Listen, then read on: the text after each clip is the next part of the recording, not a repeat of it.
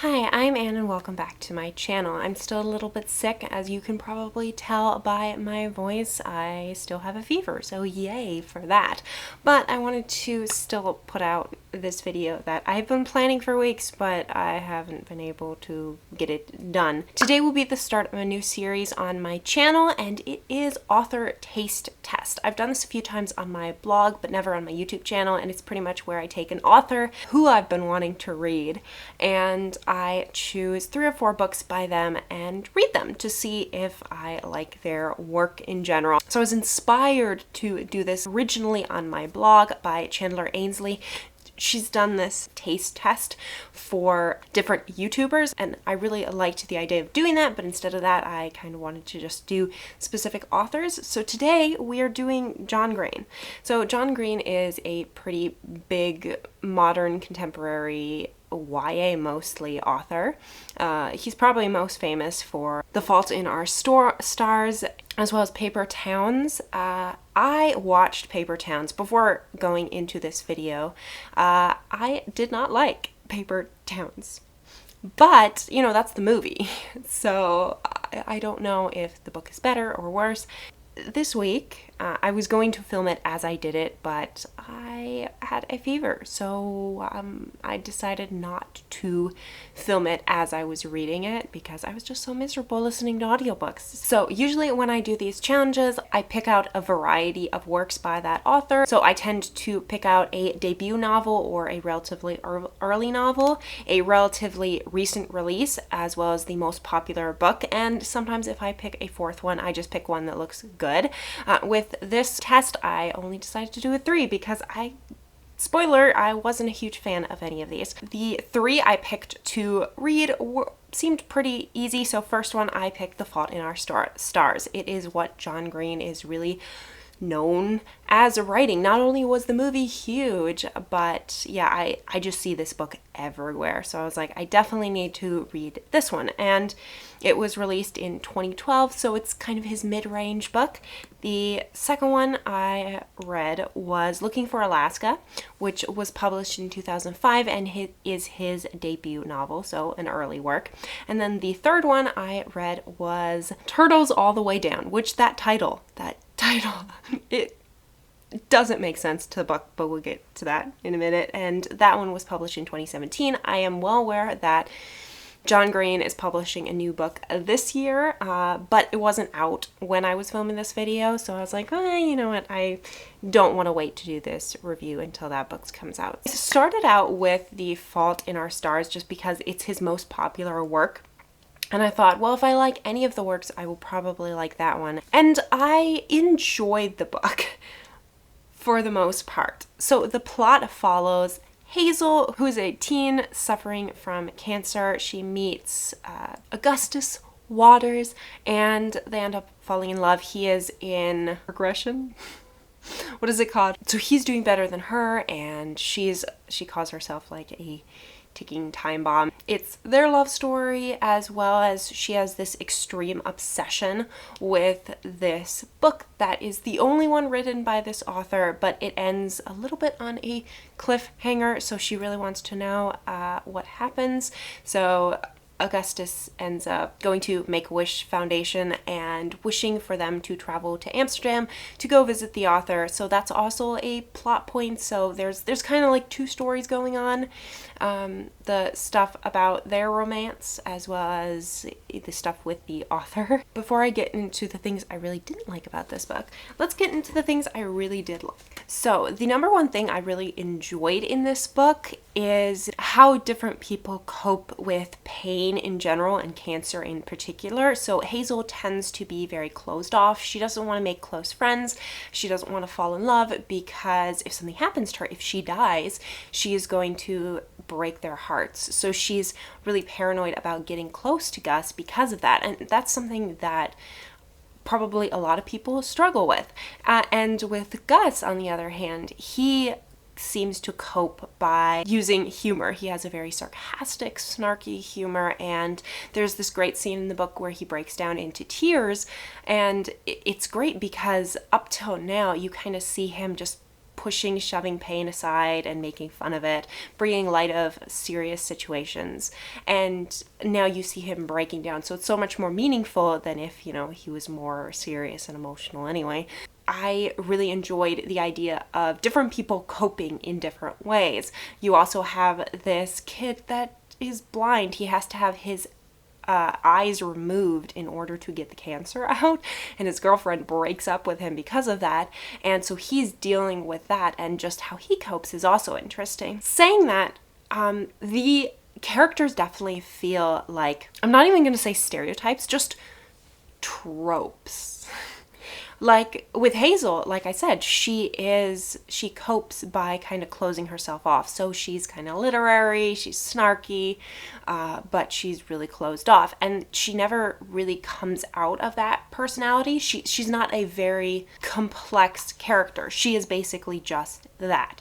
Same thing with Augustus. His initial character is an interesting one, but he's never broadened beyond that. And I kept wanting that for their characters as well as the romance. I could feel the initial attraction between them, but by the end of the book and they were in love, I just didn't buy that they were in love. I could see that they got along because they both had cancer, they were both kind of quirky, but outside of that, I could not feel any chemistry. The next thing I really had mixed feelings about was the author. So they get to Amsterdam, they meet the author and find out he's kind of a jerk that's a drunk, and yeah, he's kind of horrible. So, you know, at first I was going to be like, okay, so maybe the message is that you shouldn't idealize celebrities or authors because they're human too. You know, as I put up this, and I'm not sure which book this is from, but I found this quote online from John Green, and it kind of fits perfectly with his themes that he kind of discusses in all these books, is that humans are just humans. And so I understood where that was going with the author. I just didn't feel like it made that much of an impact on Hazel and Augustus. It never seemed really important and imperative to their characters. Like the stakes weren't very high. I don't know how to explain that. And then the ending, by the way, spoilers for all these books. In the ending, Gus ends up dying from cancer. And at first I was like, okay, so we're going to show Hazel grieving, which was done pretty well. The initial stages of grieving, obviously, because we don't see that much after his death. And I really enjoyed that aspect of understanding like how grieving goes and how different ways she copes with it. I also enjoyed the relationship with her parents because they've kind of formed around their existence, taking care of her, and she's really paranoid that once something happens to her, that they won't have a point in life or that they're going to get divorced or something like that. And she realizes that, yeah, they will be able to live and exist without her. And so there's some good messages in this, but definitely had flaws. The book had flaws. I didn't hate it. I think I started out with the strongest book, though, because as we will see, it went downhill from here. The next book is Looking for Alaska, which is his debut novel. It follows Miles, this young, I believe he's in late high school. I'm trying to think of their ages because I honestly thought they were a lot older with the stuff they do in this book, but I think they were only like 16 or 17. But he convinces his parents to send him to a boarding school where he kind of falls in love with this girl named Alaska, and she is a horrible human being. But no, she's really edgy and mysterious, but she's also into like drinking and drugs, and yeah, she's kind of horrible. And he also meets other friends like the Colonel, who's his roommate, and so he makes this friend group that is renowned for making trouble at the school, is the best way to describe them. So they like drink, they do drugs, they play horrible pranks on the school. They're really just horrible. And here I was like reading this book, and it's supposed to be kind of this story of Miles's first love. And then at the, I guess, 2/3 of the way in, spoilers again, Alaska ends up dying in a car crash. And so again, Miles is dealing with coping with that and grieving. Once that happened, I was like, well, that completely shifts the story, because before then, nothing was really happening except for him liking her, them hanging out. He was obsessed with the last words of people, and after her death, he says at one point that I'll never know her last words. The entire first 2/3 of the book, I felt like very little happened except for, yeah, Alaska's a horrible human being. Colonel's okay, but he kind of falls in with bad people too. And Miles just is an idiot for most of the book. So I didn't like any of the characters. And when it's kind of supposed to be a coming of age story, maybe, though I feel like the characters don't really change by the end.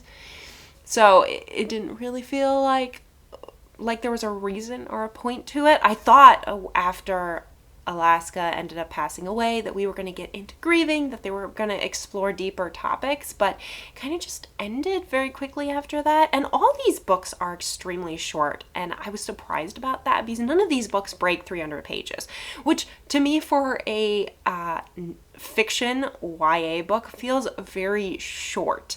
I am used to nonfiction books sometimes capping out at like 250 pages or less, but for a fiction book that isn't like middle grade or younger, it just seems very short to me. So that was one of my complaints about all these books, is that a lot of them felt underdeveloped.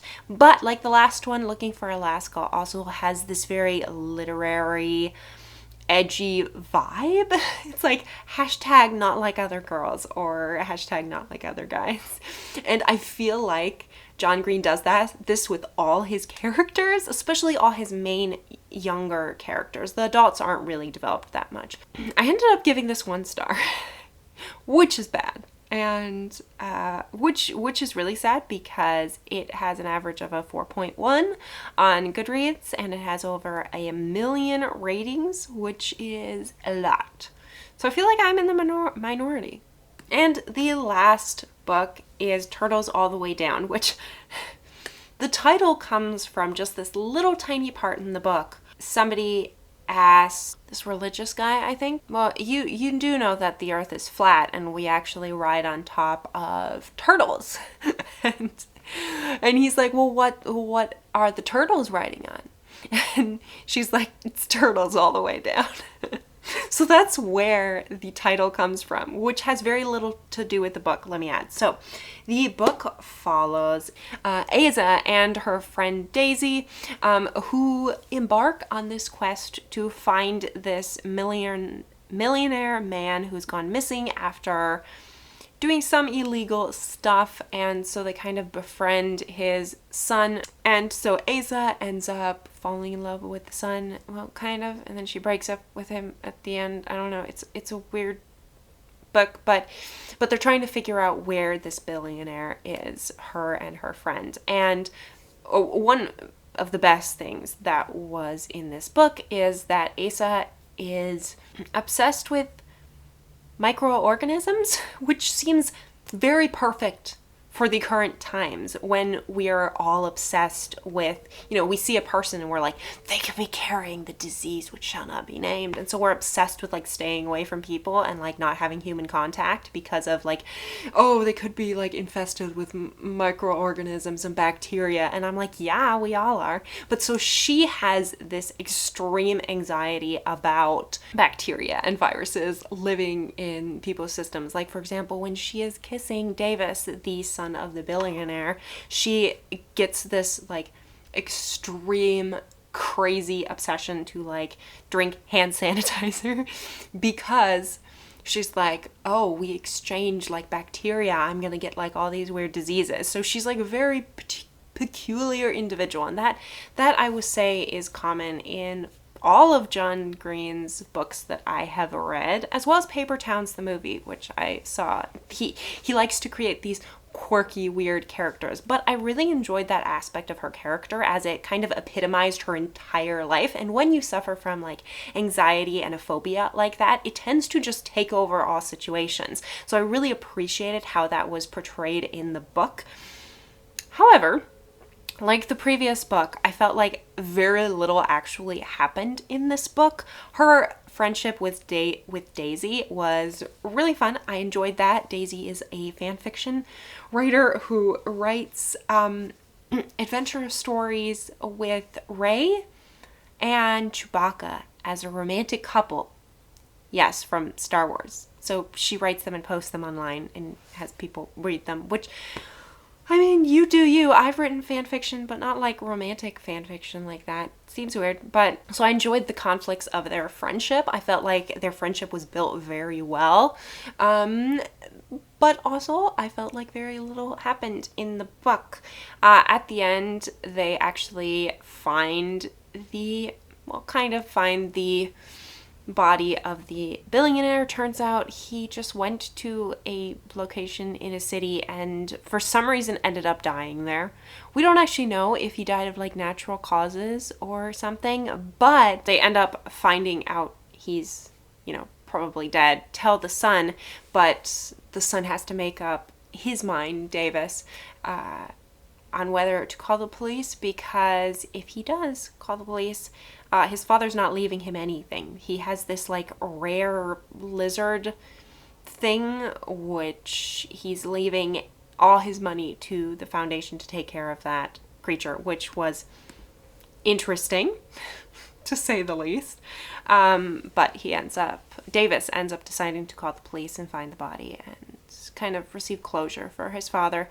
But it's never explained like what happened. And yeah, that's just how it ends. She and Davis, Asa and Davis end up breaking up, and Daisy and her are still friends. And I thought that like maybe the ending would conclude with Asa finally being able to cope with her obsession with like bacteria and things like that. But no, she still has the same stuff. So I didn't feel like there was any progression in the plot.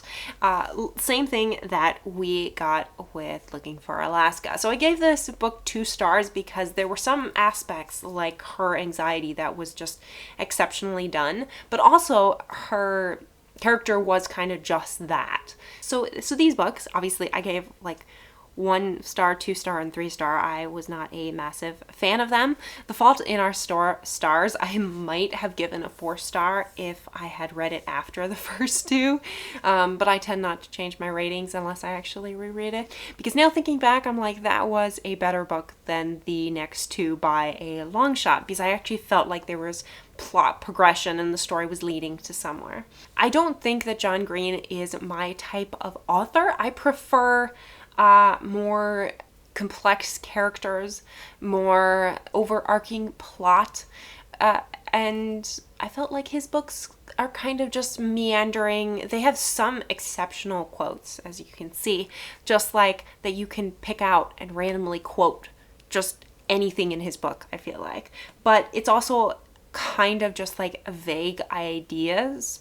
But on one hand, he has these like philosophical ideas that he examines in the books, but on the other hand, they never feel that deep. So it's kind of this very weird dichotomy of you're trying to be philosophical, but it feels like, when you're like 10 years old and you're like, I am thinking about why the sky is blue. And, you're a 10-year-old kid. It's not like you can think quite the same way as Aristotle or Plato, but you still want to appear, cool and deep. And I felt like these books were trying to do that. I'm not saying anything about like John Green not being a brilliant man. I don't know anything about him, but his books just felt like that to me. Like it's like this angsty teenager who's trying to appear deep, but isn't really that deep. So yeah, I probably won't be reading any of his books. Again, I'm glad I read his books because they were insightful, and I've always wanted to read his writing, but I really doubt that I will actively seek out reading more of his books. But I'm really curious for all of you who have read his books.